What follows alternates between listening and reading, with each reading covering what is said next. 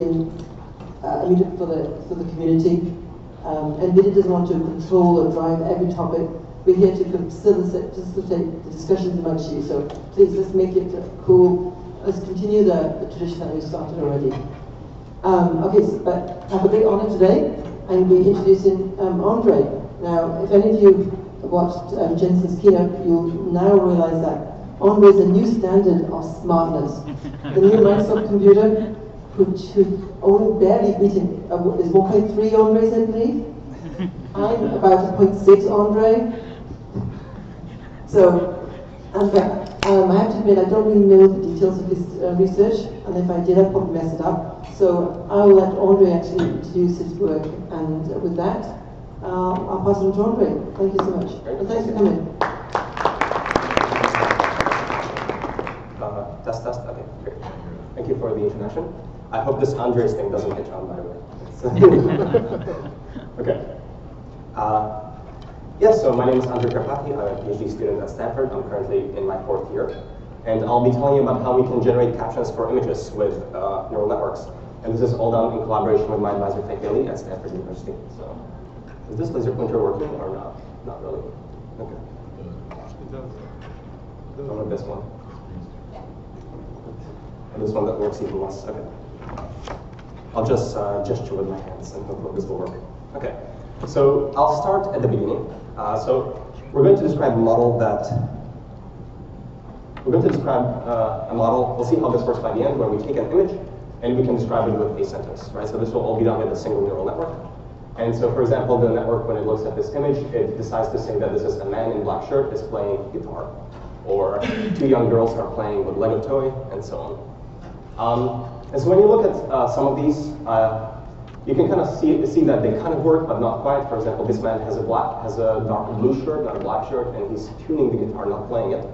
But this is already like relatively good. And when you look at these images, the point I'd like to make is that you shouldn't be thinking to yourself, well, it kind of works, but it's not amazing. You should be thinking to yourself, holy crap, how can this ever possibly even work? And so I'd like to make that point more explicit. For example, here we have an image. This happens to be me scuba diving in Hawaii. And a good caption for this image might be something like, a man is scuba diving next to a turtle, or something like that. And for a neural network to look at this image and produce that description, a lot of things have to go right. So, I mean, these images are made up of like million numbers of pixels, and these sentences here are not just, they're just strings for an algorithm. So for a neural network, this string does not include the words turtle that you and I can understand. It basically just has a whole bunch of characters. I've replaced every character with a different character here. And so not only do we have to make sense of this huge amount of pixels and this turtle being in all the possible positions and scales and all that stuff, and anywhere in this image in these 1 million numbers. And not only do we have to deal with language and the fact that when you swap things, they change meaning, and the fact that it's just gibberish, but we also have to understand how these 2 domains are related.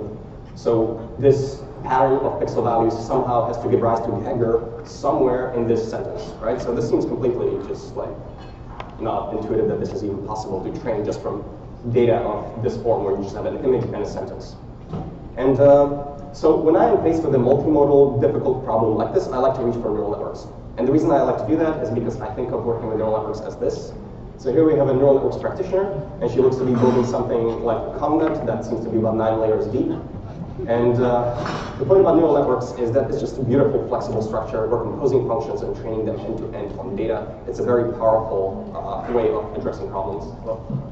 And so in this particular case, to describe images with sentences, we're going to take 2 neural network modules. We're going to pass the image to a convolutional neural network, and we're going to glue a recurrent neural network on top of the convolutional network.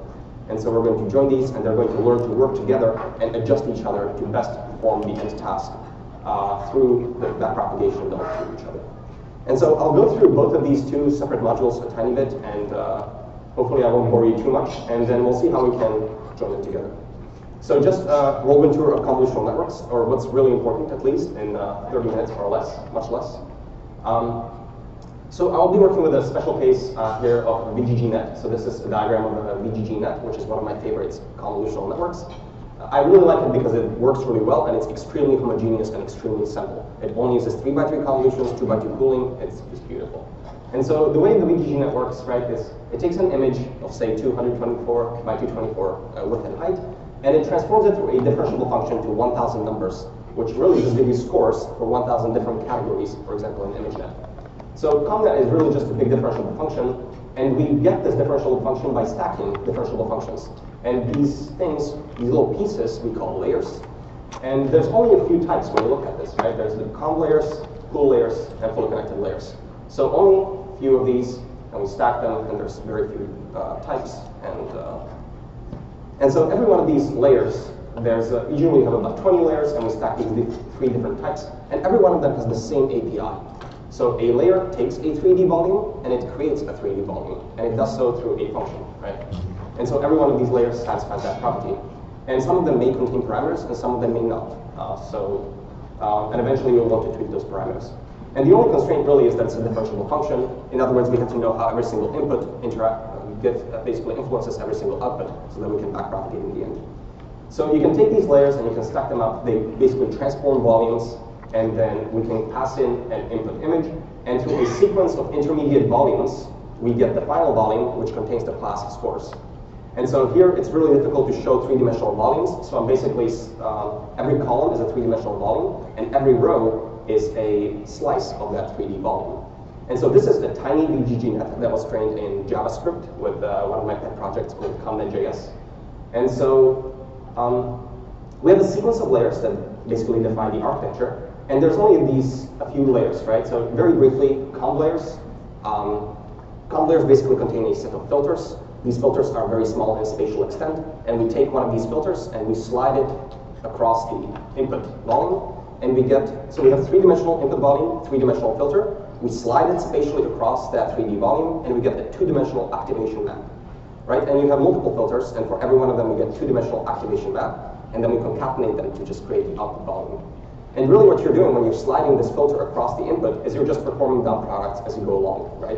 So these filters are looking for some patterns that they like, and they turn on for those. So that's really just convolution.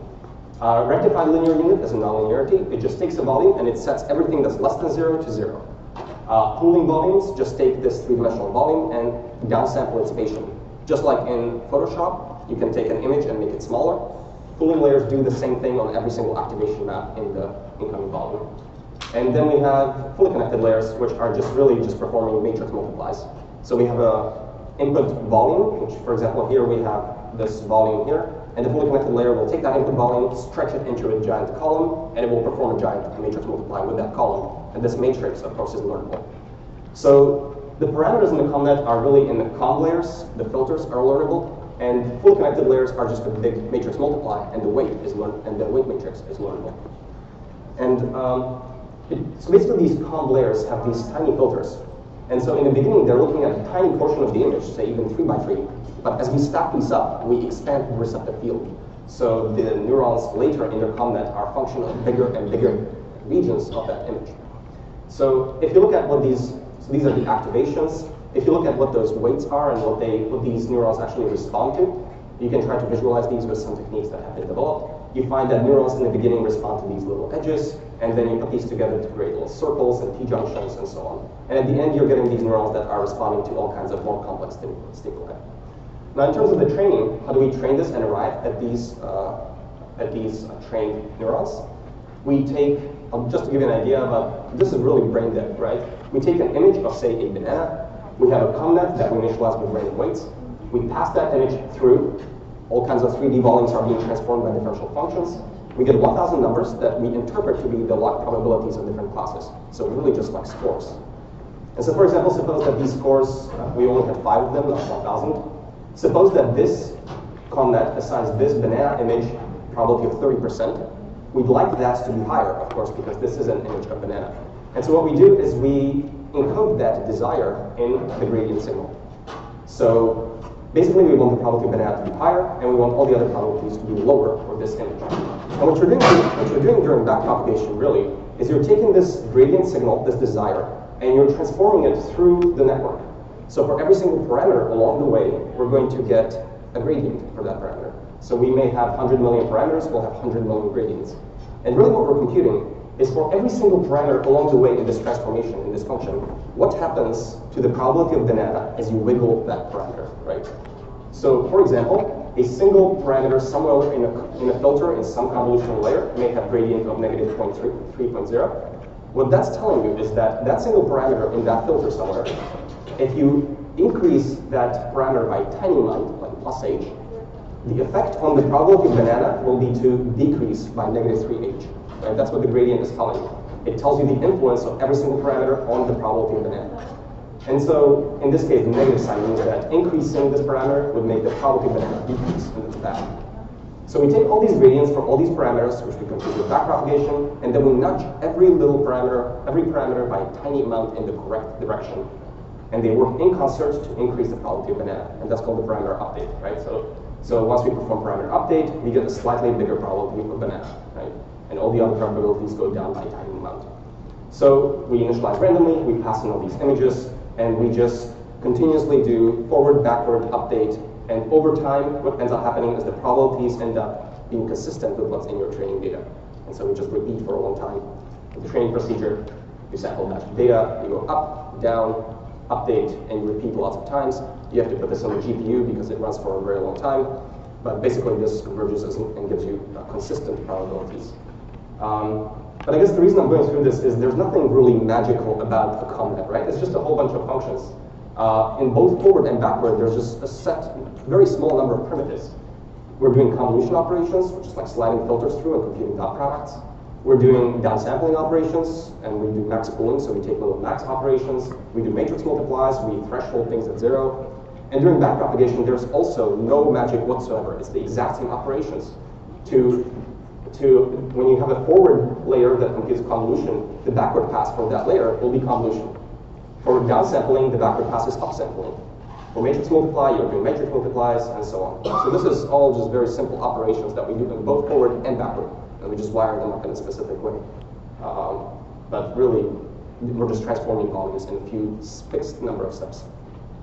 And of course, this is a super whirlwind tour. And so if you'd like to know much more, then Fefe and I taught a class last quarter at Stanford. The class is called CS231, and all the notes and slides and assignments are online. So if you'd like to learn much more about ConvNets, then you can have a look here. Okay, so super fast whirlwind tour of ConvNets. And I'll go to recurrent nets. I guess those are slightly more fun because they don't. So ConvNets are really good at modeling sequences, right? So sequences of symbols over time. So for example, a special case is sequences of characters. So there's a lot of really good work from Alice Grace, who's done a lot of work on LSTMs on sequences. For example, you can take all of Wikipedia and you can treat it as just a giant sequence of characters. All of Wikipedia, a sequence of characters. And you can train a recurrent network on that sequence of characters. And so really what you're doing is you're training a probability distribution of the next character given a sequence of characters that you've seen before. So sequence of characters was the next character. That's what we're training. And so you can train this on all of Wikipedia, and then what you can do is you can sample novel Wikipedia articles. And so it's amazing that this actually kind of works. Like the network learns to spell words.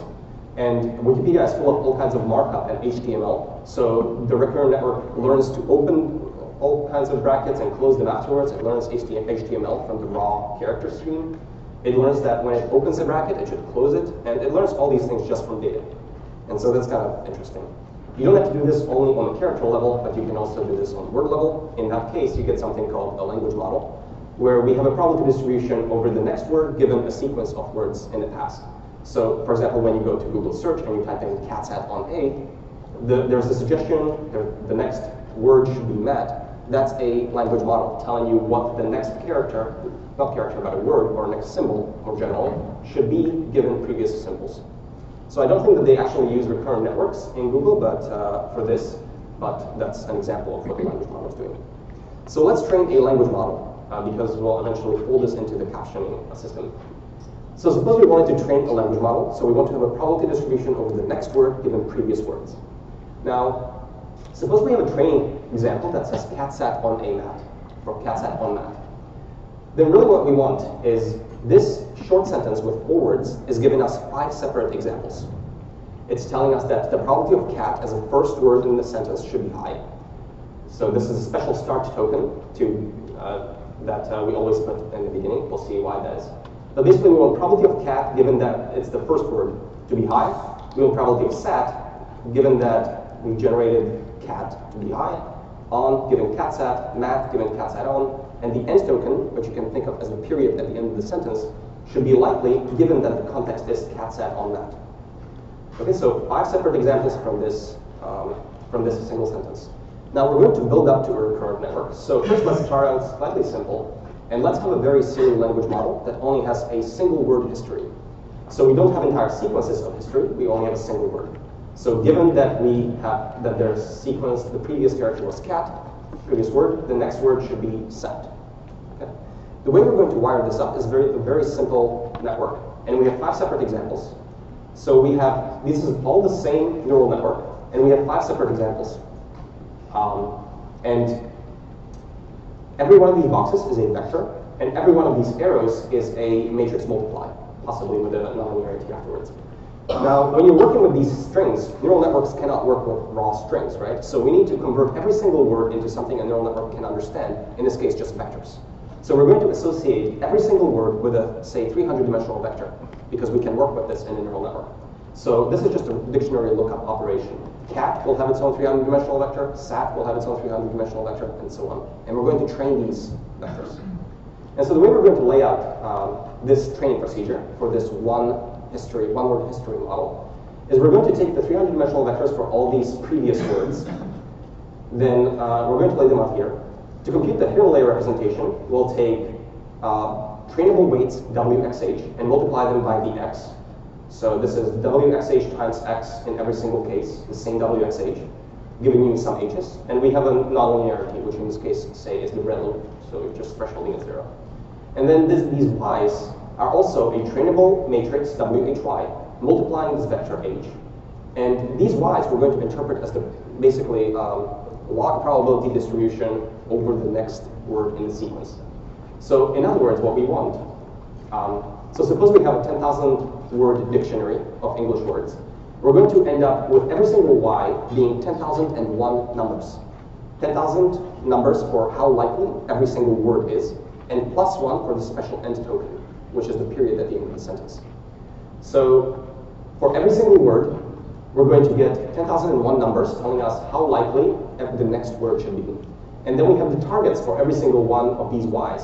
So for example, given this training sentence, when we have the start token, this y will have 10,001 numbers.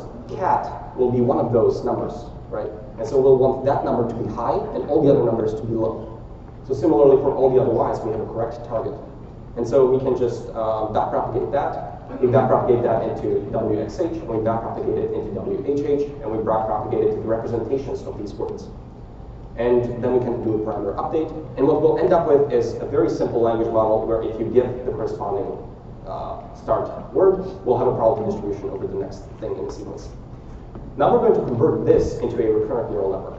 And this turns out to be actually a very simple thing to do.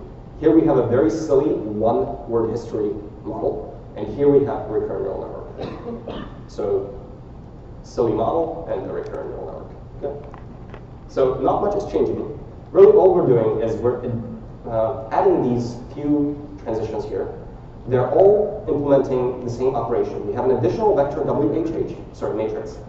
And what we're doing effectively is that we're making every single h not only a function of the previous word, but we're making this h also a function of all the h's before, and therefore also all the words before.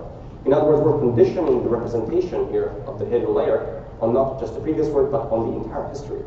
And so what the recurrent network can do is it can choose this WHH so that it communicates the context it needs in order to better predict the y's. So we're not just predicting from the previous word, but from all the words previously. And this WHH will train, and it will choose what to communicate through these hidden functions. So if you train this with backpropagation, so we have the targets here just as before, you backpropagate through all of this, and you do a parameter update, and you repeat this, and you get a language model. At test time, it would look like this. We've trained all those weights, and now we would like to sample a sentence, for example. And really what we've trained up is a probability distribution over the next word given previous words. So we initialize with the start token, 300 numbers. We forward this up with the WXH, WHY. We get a distribution, 10,001 numbers. And those are telling us the probability of the first word. And so we sample from this distribution, and suppose I sample the index corresponding to cat. I'll take cat's vector, 300 numbers, I'll put it here, and I'll forward, get a distribution over the next word, and I sample. So suppose that I sampled sat, put it down, and again, forward. And we get a distribution over what the third word in the sequence is. So suppose we sample again, and it says on, forward, sample, forward, sample. Suppose that at this point we sample the end token, then we stop the generation. And so the recurrent network has generated an entire sentence. Now, of course, here we just have a single catsat on that, but in practice you can have millions of sentences, and you end up with this very complex distribution of what follows what and in what context. And so you can sample entire words like this with this process, where the next word is always conditioned on everything that's been done before, and it's mediated by these WHHs. Okay. I guess, I don't know if there's any question, something I may have left out, or, yeah? Sample means just taking the one with the highest probability, or you are like randomly sampling? So you can do both. So you can do greedy argmax prediction, so you just take the max, you can do that. Or you can just treat it as a probability distribution, and you just sample according to the probabilities. Question? You take the word and you come up with a vector, right? Mm-hmm. So what does the translation look like? So you have the mathematical thing which takes this word and then comes with the 300. That's right. Yeah, so the transformations look very, very simple, right? So we have 300 numbers here, and every one of these arrows is a matrix multiply with trained weights. So there's WXH times X gives us age, and WHY times age gives us Y. So if you remember, this is right? So it's just these equations. To get a Y, we just do WXH plus WHH, and then one extra multiply. So it's two matrix multiplies, another matrix multiply, and nonlinearity in between. And we train those matrices. Okay. Question? So how do you choose the number of dimensions in the hidden layer? Yeah, so it's just hyperparameter. Okay. So do you sometimes, when you do previous several of the previous words, do you actually add additional terms, H1? No, we don't. Thank you. So this is always just the previous, so this is WHH times the previous H. It's always fixed. Because this H3 has a representation that's already based on the entire history. You don't have to add those terms. This is just a fixed functional form. You just run it. Mechanically, you can add more, but it doesn't add more power. Right, so you could have skip connections, that's what they're called, and then you would be adding additional W's, but yeah, it's not clear exactly how to do that, or I'm not sure if it helps a lot. Yeah. Is it possible to teach this construction to tell I don't know? Is it possible to teach it I don't know? I don't think so, because you always get a distribution over the next word, and so the network has no choice to not know. It will give you a distribution, and it might be a very diffuse thing, and you just go with it. Yeah. But basically, I don't know is a very diffuse distribution. You can look at it that way. All right. I should at some point go for it. Yeah. Okay. Yeah, because I'm not sure if I'm going to run out of time. I can take more questions after I'm done. Okay, so I've described a way to sample sentences, and we've described a bit of convolutional net, a whole bunch of transformations on volumes. And now we're going to join them together. Because what we want is we want to generate words for given, not only just in isolation. We don't just want to generate words out of nowhere. We want to condition that generated process on the image information. And so the way this will work is as follows. We take an image. This is a training instance. Every single training example is basically a tuple of an image and its sentence description. That's our training data. So we have one image and one sentence. And the way this will work now is as follows. We take this image, we pass it through a convolutional network, but now we're not interested in some arbitrary 1,000 different categories, right? That's useless. We don't want this part. So what we're going to do instead is we're going to take that 4,096 dimensional representation of the image. This is a more higher level representation of this image than just the raw pixel values. And we're going to redirect it into a recurrent network. And what this will do is this is conditioning the recurrent network on that information of the image. There are many functional forms to actually implement this conditioning. The simplest possible way to do this is to just extend is what we call like bias conditioning. So what we'll do is this arrow will correspond to an additional matrix, WIH. This V vector is the 4,096 dimensional vector. And so before we would have computed H0 as WXH and nonlinearity, but now we just have this additional term, WIH. We're going to train those parameters. And so, for example, the way this might work is this image has some kind of straw textures here for the hat. So you may imagine that the ConvNet has some kind of understanding of texture pattern. And then through WIH, this straw texture will be communicated here. It will change the representation of H, because H depends on V. And that will also influence Y0. And so you might imagine, for example, that because there are straw textures here, the word straw inside this vector Y, one of the 10,001 numbers, will be slightly higher because there are straw textures in the image. And because it's more likely to generate the word straw given this particular vector V and given that you see straw textures in the image. Okay. And so we take basically straw hat is the correct sentence. So we'll lay it out in the bottom here. So we start straw and hat. And we want the model to generate first here. The first word should be straw. Y1 should be hat. And Y2 should be the end token. That's what we want of the network. We can backpropagate that through. We train all WHs, and then this backpropagates through the entire ConvNet, and we just do a parameter update. At test time, it will look as follows. We have a test image that we like to describe with a sentence. We take that image, type it into a ConvNet, initialized with the start token, and we're about to generate words. So I do a forward, right? So WIH plus WXH, these are all trained at this point. We get a distribution over the first word. We sample, say it's straw. We forward, we sample, say it's hat. We forward, we sample, and suppose we sample the end token. And really what we've done at this point is we stop generating, and what we have done really is describe this image with straw, hat, end. Okay, so that's how you describe images with sentences using your model. So image conditions the generative process of the RNN, and it influences all the word distributions to be more likely to pick the words that are correlated with these kinds of textures in their images. So, yep. Is it because you labeled it straw hat? Can you talk to this mic? How does it know it's still, why isn't it saying straw hat man with glasses? Or is it because you labeled it? Yeah, so in your training data, remember we just did the training pass before the slide. There was a training example that had that image and it said straw hat. And we increased the probabilities of picking the word straw as a first word when we saw those kinds of textures in the image. So we made the model more likely to generate the word straw given stuff that looks like that. And so at test time, when you see image that has the same kind of textures, you're more likely to use those words again. So why don't you put image connection not only to the very first one, but to every single Yeah, thank you. So as I mentioned, there are many different ways of actually conditioning the recurrent process on the image, and this is about the simplest one. There's many variations. You could plug this image to every single age. You could have 2 layers of LSTM, and you could play with like where you plug it. You plug it to the first LSTM or RNN, first RNN or second RNN.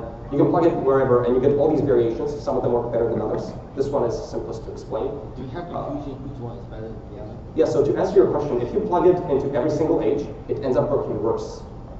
And I don't really have good intuition why. And I think it's, the network likes to just get it a single time and then remember it through WHHs. So through WHH, it will communicate what was in the image to every single next step so that you can generate the correct words. Would it be put on the top one rather than not? Yeah, I guess you could do that too. You can play with this a lot. Yeah. Instead of sampling, could you treat it sort of like an HMM and find the most probable path? Yeah, so instead of sampling, can you do something more clever? Instead of one by one, and of course you can. What people do in practice is do beam search. So you get a distribution here, and then you just have multiple paths. And you expand all those paths with some finite horizon, or something like that. Or you can beam search would keep track of the top 20 most likely paths in some amount. Right, so you get the probability of the words. And instead of picking the most likely word, I take the top 20 most likely words. Okay? And then in the next word, I have probability distributions over the next words. And then basically I keep track of probability of multiple paths of Ys. And you just add them up because these are log probabilities. And then you always keep the top 20. And then you can be more clever with this. And that works maybe slightly better. So I remember. We do one more question over here and then we gotta get going. Yep, sure. I probably missed it, but I understand on the recurrent net where you're getting your errors. You have the word straw there, so you back copy it over Y. But now that you've chopped off the top layer of the CNN, where does it get its error signal from? It gets it through this connection here. So WIH, so basically H0 is a function of this vector V, and so H will get a gradient based on these, and then it will communicate that gradient to this layer and then through here. Got it, thank you. Yeah, awesome. So the way to train this, of course, we need a data set of images and sentences. We use the COCO data set, roughly 120,000 images, roughly 5 sentences each. You end up with roughly 600,000 sentences. You train on this for a long time. Of course, we don't train the full model. A very nice feature of neural networks is that you can transform. So we take these weights from ImageNet, because otherwise we'd overfit the data set like crazy. And for example, these word representations here, we can also fix them with something like Word2Vec. Word2Vec is an unsupervised objective. You can, it's also a neural network that trains representation based on reading Wikipedia. So we can initialize and play with this and control overfitting, and that's a very beautiful feature of neural networks. And so I initialize with ImageNet and I fix it, but you can also fine-tune through it based on the amount of data you have. So just to show you some examples, I'll structure the examples into, holy crap, I can't believe that worked.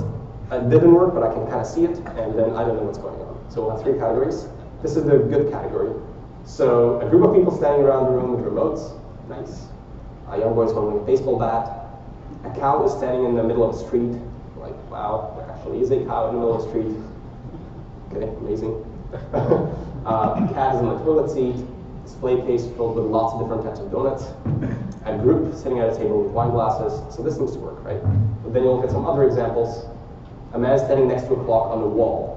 So this clock is not on the wall, but clocks are likely to be on the wall. So something like saying clock on the wall is a likely thing to say, and so the language model will make that a likely thing to output. So there's some issues here, right?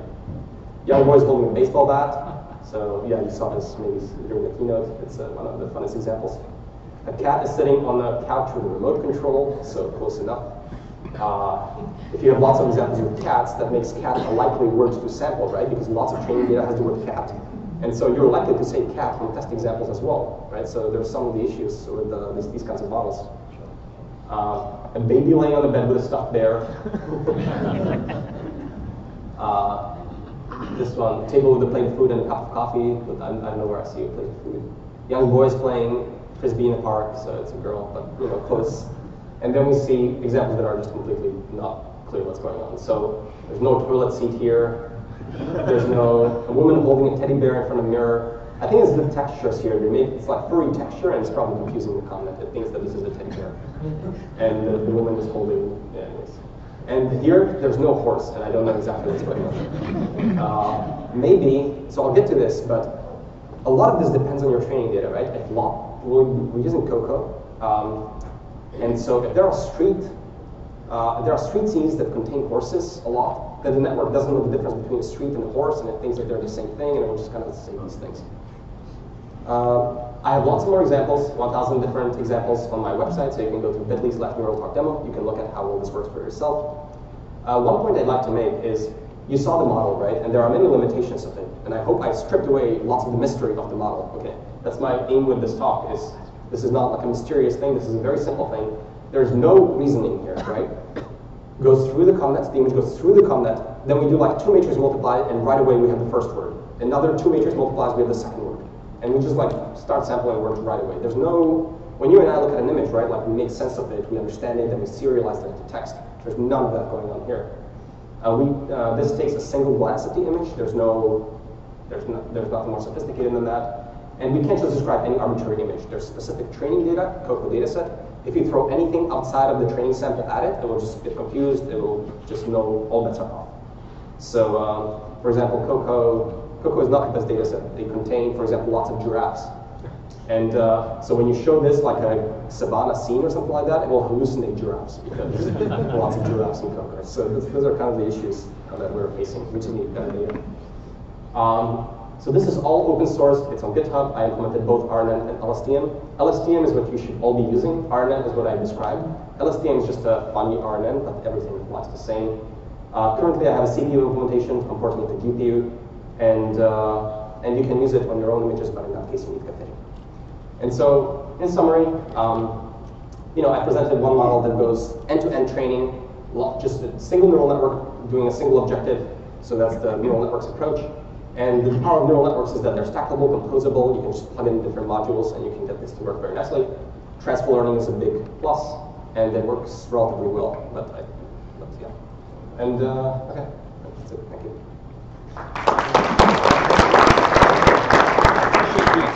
So the way you describe, as I remember, it's actually, I think, the Google's paper. And then your paper, and with Feifei, has some additional component like alignment and blah, blah, blah, a whole bunch of things. Can you comment on why you did all additional things? Yeah. So this model is in fact what, you're referring to my CVPR paper? Yeah. My CVPR paper is kind of confusing, unfortunately. But Archive paper. I have two separate models. So the model you're describing, alignment, all that stuff is one model, and then I also do generation. And the generation I do in my paper is exactly what I described. This is the same as Google. It's not the same as Google because Google uses LSTMs, I use RNNs, so it's very, very similar. And Google has a little bit other funny way of incorporating the image information into the RNN. They do it slightly differently instead of bias, but it's kind of like a detail. But yeah, it's a very similar model, and I wasn't aware of any of this work when I was doing this, so it's funny that we... But it's the simplest thing to do to tie together a CNN and RNN, so it's not super crazy. Did you try maybe having no hidden layers at all? So if you have no hidden layer in the RNN, then you don't have like a way to communicate context, right? The hidden layers are what's keeping track of your context of what you generated in the past and what the image was, and so on, right? But a very wide single layer? A very wide single layer. Yeah. So right now I have a hidden, so right now I have one hidden layer in the model. Mm-hmm. So I guess this image. So I don't know how you could get rid of this, the hidden connections here, the hidden layers. I don't know how you could get rid of that. I don't know what that will look like. Okay. Because you need something that's holding kind of like a state variable and that you modify in a recurrent way. Does this work in reverse? Can you type straw hat and find the man? Yes, so thanks, that's a good question. Can you do, can you type a sentence and get images that are compatible with it? And you can. The way you would do that is you ask your sentence query, you go through images, and you look at how likely is it to generate that sentence given this image. So you basically take your sentence, you put it on the bottom, and you basically just get the likelihoods of all those words following their context given this image. And so you'll get a whole bunch of like, how likely would the model have been to say your sentence? And so if the model was very likely to say for some image your sentence, then that's a high result. You can do that. You can reverse it. Yeah? Can we somehow use it for activity recognition in videos? Yeah, I think that would be a relatively straightforward extension to use it to videos, and I'm sure someone's trying to do that. So you just have a video stream, and yeah, you play with it in some way. So maybe you have an LSTM over like the frames, and then I don't know. I think it's relatively straightforward. When you just said that yeah, you can go the other way, giving words generate images.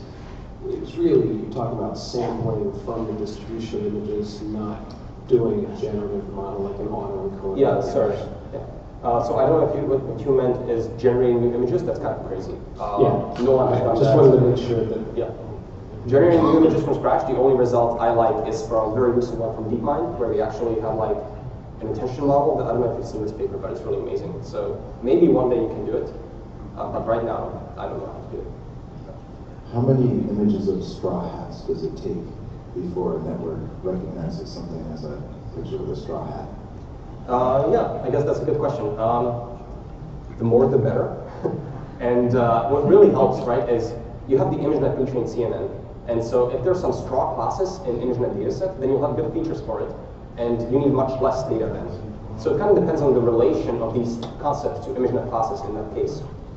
And if you're training this from scratch, then of course the more the better is just the answer simply. I don't know if I have like an answer like 5 for you, right? Because it's just the more the better.